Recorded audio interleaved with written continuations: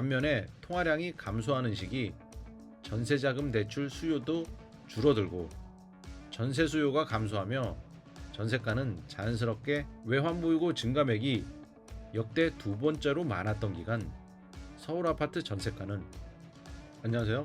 데이터 과학으로 주택시장을 분석하는 엑슬리서치입니다. 부동산 뉴스를 다루는 언론이나 각종 부동산 유튜브를 통해 집값 상승이 본격적으로 시작했다는 주장들이 확산되며 실수요자의 불안 심리를 자극하고 일부 바람잡이 부동산 전문가는 빨리 집을 사야 한다고 부추기며 집값 급등 공포 분위기를 조장하고 있습니다. 이번 시간에는 실수요자들이 각종 소음에 현혹되지 않도록 하기 위해 거시경제와 아파트 시장을 중심으로 부동산 시장을 점검해 보도록 하겠습니다. 영상 시청 전에 구독과 좋아요, 알림 설정 부탁드립니다. 한국부동산원 자료에 따르면 서울 아파트값 주간 상승률이 6년 만에 가장 높이 치솟으며 아파트값 상승세가 지속되고 있습니다. 이 틈을 타 각종 언론과 일부 부동산 전문가는 앞으로 집값이 폭등할 것이기 때문에 실수요자는 빨리 집을 사야 된다며 불안감을 조성하고 있고 다시 한번 벼락거지가 될 수 있다는 공포 분위기를 조장하고 있습니다.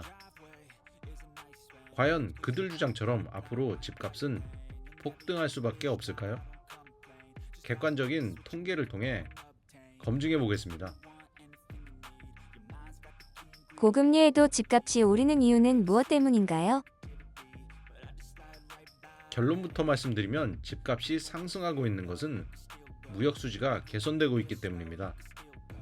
그렇게 되면 총 통화량이 늘어나고 시장 유동성이 풍부해져 시장 금리가 하락하고 그에 따라 자산 가격이 오릅니다. 2006년 이후 서울 아파트 매매가를 시계열로 분석한 지표입니다. 2022년 3월 서울 아파트 평균 실거래 매매가는 13억 600만 원으로 고점을 찍은 후 2022년 8월 8억 7,600만 원으로 최고가에서 마이너스 33% 가까이 폭락했고 2년이 지난 최근 4월 12억 3,800만 원까지 95%가량 회복하고 있습니다. 무역수지와 서울 아파트 평균 매매가를 분석한 지표입니다. 2021년 12월 무역 적자는 4억 3천만 달러였으나 2023년 1월엔 최대 117억 달러 무역 적자를 기록했으며 2023년 6월 12억 달러 흑자가 될 때까지 1년 6개월이나 소요됐는데 이 기간 아파트 값은 마이너스 33%나 폭락했습니다. 무역 적자 폭이 확대된 시기 아파트 값은 하락했습니다. 반면 무역 흑자 폭이 확대된 기간엔 아파트 값은 상승했으며 최근 상대적 고금리 환경에서 아파트 값이 상승한 원인은 개선된 무역 수지 때문입니다. 무역 적자가 심화하면 외환 보유액도 감소하고 총 통화량도 줄어듭니다. 집값이 상승한 원인 두 번째는 서울 아파트 평균 매매가와 총 통화량 증감액을 비교한 지표를 통해 알 수 있습니다. 2021년 12월 총 통화량은 422조 원으로 역대 최고 증가액을 기록했으나 최악의 무역 수지 적자를 기록한 후 흑자로 돌아선 2023년 6월 불과 80조 원만 늘어나며 유동성이 큰 폭으로 줄어들었습니다. 이 기간 서울 아파트 값은 최고가 13억 원에서 8억 7,600만 원까지 폭락했고 총 통화량이 증가하며 2023년 12월 11억 3천만 원까지 상승했으며 올해 4월 12억 3,800만 원까지 회복되고 있습니다. 통화량이 증가하면 아파트 값은 상승하고 통화량이 감소하면 아파트 값은 하락합니다. 집값 상승 원인 세 번째는 시장금리 하락으로 거래량이 늘어났기 때문입니다.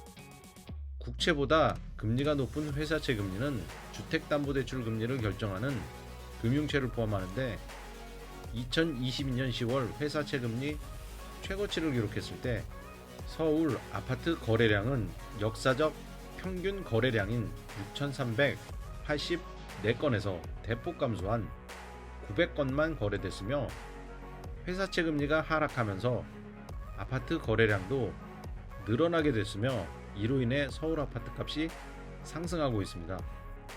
그러나 앞선 통계에서 설명드렸듯이 무역수지와 경상수지가 악화될 경우 시장금리는 다시 급등하고 아파트 거래량은 대폭 감소합니다. 일부 몰지각한 부동산 전문가의 맹신처럼 하락이 불가능한 상황이 된 것이 아니라 무조건적인 집값 상승이란 불가능한 것입니다. 전세가 상승이 집값 급등으로 이어질까요? 전세 시장은 실수요만 존재하지만 투자 수요와 밀접한 상관성을 갖습니다. 전세자금 대출은 전세 수요자를 위해서 존재하지만 집주인에게 지급되는 전세 대출금은 결과적으로 투자자의 레버리지 역할을 하기 때문입니다. 따라서 매매 시장과 마찬가지로 무역 수지와 총 통화량, 시장 금리에 따라 전세가가 형성됩니다. 전세 자금이 집주인의 레버리지로 활용되기 때문에 총 통화량 지표를 확인하면 전세가를 가늠해 볼 수 있습니다. 총 통화량과 매매가 및 전세가를 비교한 지표입니다. 세입자는 본인의 여유 자금을 융통하기 위해 전세 자금 대출을 활용하는 경우가 많으며, 통화량이 증가하는 시기엔 오히려 전세 자금 대출 수요도 늘어나고 전세 수요 증가로 인해 전세가가 오릅니다. 반면에 통화량이 감소하는 시기 전세 자금 대출 수요도 줄어들고 전세 수요가 감소하며 전세가는 자연스럽게 내려옵니다. 무역 수지와 외환 보유고 그리고 총 통화량은 자산 가격과 어떤 상관성을 갖고 있을까요? 무역 수지가 악화되면 외환 보유고는 감소하고 총 통화량이 줄어듭니다. 그렇게 되면 자본시장의 모든 자산 가치는 하락합니다. 앞선 모든 지표에서 알 수 있듯 무역 수지가 악화됐던 기간 서울 아파트 매매가와 전세가 그리고 종합주가 지수는 대폭 하락했습니다. 외환보유고는 무역 적자가 심화되기 시작한 2021년 12월부터 급격히 감소하고 있으며 2024년 5월 최근 5년간 가장 낮은 4,128억 달러를 기록하고 있습니다. 외환보유고 감소 원인은 고환율과 더불어 환율 방어를 위해 국민연금 외환 스와프를 실시해 외화자금이 줄었기 때문입니다. 또한 해외 투자, 특히 미국 주식시장 등 대외 금융자산 투자 확대 등의 영향도 있습니다. 외환보유고 감소는 총통화량 감소로 이어져 자산 가치가 하락하는 결과를 가져옵니다. 외환보유고 증감액 추이를 보면 서울 아파트 실거래가와 외환보유고의 상관성을 명확하게 확인할 수 있습니다. 2021년 5월 외환보유고 전년 대비 증감액은 491억 달러였는데 2022년 10월 전년 대비 증감액은 마이너스 552억 달러로 무역 적자 확대로 1,043억 달러나 외환보유고가 줄어들었습니다. 외환보유고 증감액이 역대 두 번째로 많았던 기간 서울 아파트 전세가는 역대 최고가인 6억 3,400만 원이었으나 2022년 가장 큰 폭으로 외환보유액이 감소했던 기간인 2023년 4월 전세값은 5억 1,100만 원으로 최고가에서 마이너스 19.4% 폭락했습니다. 이 지표는 총통화량과 서울 아파트 매매가 그리고 전세가, 코스피 지수의 상관관계를 나타낸 차트입니다. 무역수지 적자로 인해 외환보유고가 감소하고 총통화량은 급격히 줄어들었습니다.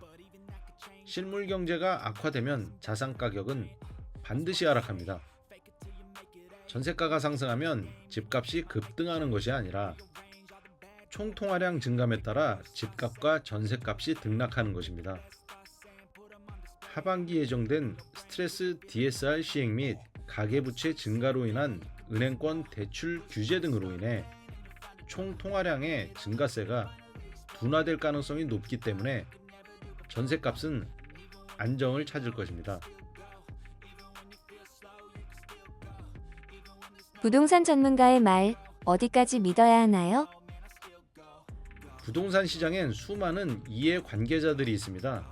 왜냐하면 우리나라 가계 보유 자산의 70%가 주택 등 부동산 자산이 차지하고 있기 때문입니다.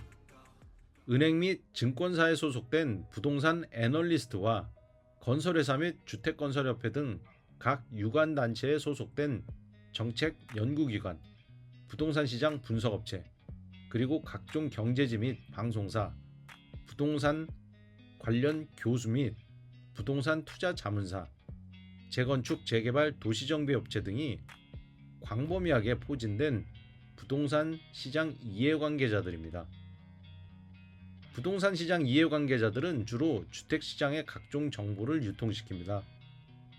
결과적으로 자신들이 의도했던 의도치 않던지 간에 투기적 가수요를 부추기는 주체가 될 가능성이 매우 높습니다.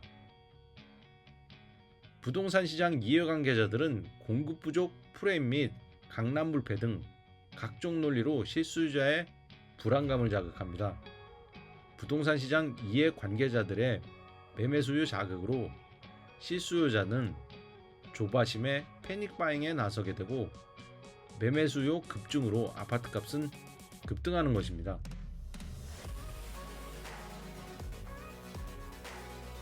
부동산 전문가 등 부동산 시장 이해관계자 등의 집값 폭등론과 공급 부족론으로 가장 큰 이득을 보는 주체는 바로 건설회사입니다. 강남 불패, 똘똘한 한 채, 공급 부족, 화폐 가치 하락으로 인한 필연적인 집값 상승 등 실수요자의 불안 심리를 자극하는 논리에 따라 투기 세력이나 무주택 갭 투자자는 미리 집을 선점합니다.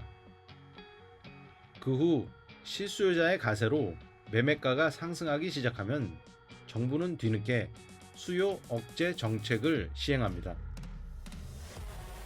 수요 억제책으로 인해 수요가 위축되면 언론은 공급 부족론을 주장하며 정부 정책을 비판하고 규제 완화를 독촉합니다.